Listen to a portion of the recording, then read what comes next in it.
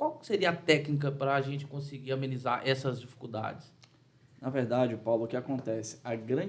O grande medo, o que paralisa o advogado, a advogada, e até o estudante de direito durante a faculdade, quando ele vai falar em público, é o medo desse julgamento.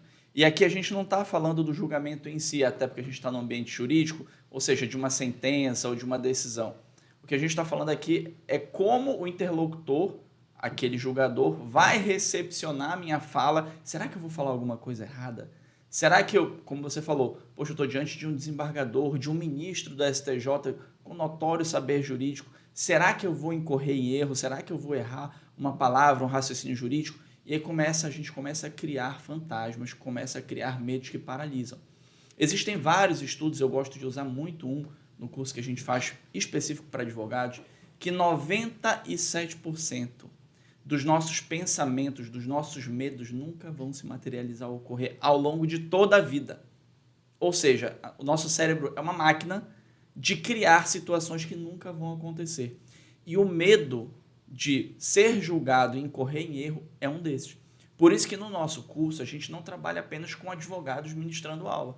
A gente tem uma psicóloga, a gente tem uma fonoaudióloga que compõe essa equipe técnica que a gente vai trabalhando cada um desses aspectos. Agora, mais focado na tua pergunta, né? Quais técnicas? Eu já colocaria, Paulo, a oratória como um todo como uma ferramenta poderosa para esse aspecto. Porque quando tu começa a te segurar nas técnicas de oratória, questão visual, a questão da voz, a questão da gesticulação, do conteúdo e tantas coisas que a gente ensina... Agora eu quero ver se focar. Observando a nova técnica de oratória. Sim. Vamos lá. O que acontece? As pessoas começam a ter mais segurança. Então, você começa a entender que a questão não está tão conectada com a fala. E aí eu entro com outro dado.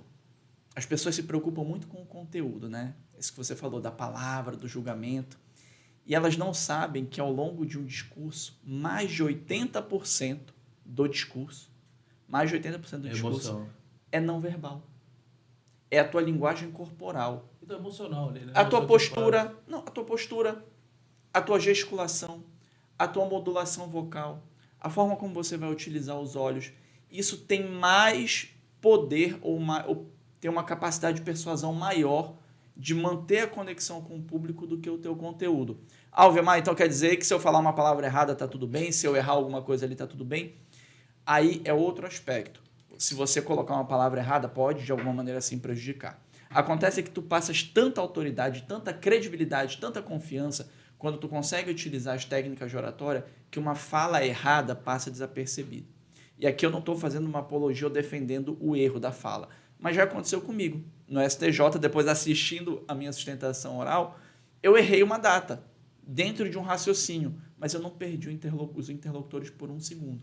E foi um ambiente onde eu estava com grandes doutrinadores do Brasil todo, eu era o único advogado do Norte e do Nordeste, era uma audiência pública, e eu fui o único orador daquele dia, porque foram uma audiência pública de manhã e de tarde, fui o único orador naquele dia em que eu vi o ministro que presidia a sessão, Luiz Felipe Salomão, e o procurador da República e os outros ministros do STJ que lá estavam, Belize, conectados com o discurso. Eu não estou dizendo que o meu discurso foi melhor, eu estou dizendo que eu consegui aplicar um número de técnicas de oratória tão grande que eu consegui manter aqueles interlocutores e mesmo cometendo uma gafe, depois, como eu te falei, eu errei uma data que eu estava falando sobre atraso de entrega de obra, e aí eu citei o caso de um empreendimento que estava em atraso, eu não vou citar o nome da construtora do empreendimento, mas que a entrega dele era 2014 e ele só foi entregue em 2018. Eu repeti 2014 duas vezes, em vez de falar 2014 e 2018. Só que isso passou desapercebido, porque o teu público está tão conectado, está tão compenetrado ali na execução, é quase um balé, Paulo. Conjunto, né? É o conjunto, é quase sincronizado, e aí o teu público ele fica ali entretido, encantado, ele não tem nem tempo de conseguir te julgar por um erro, se você estiver aplicando todas as técnicas de forma correta. Então, respondendo definitivamente a tua pergunta, o conjunto da obra ela vai fazer com que esse medo seja minimizado.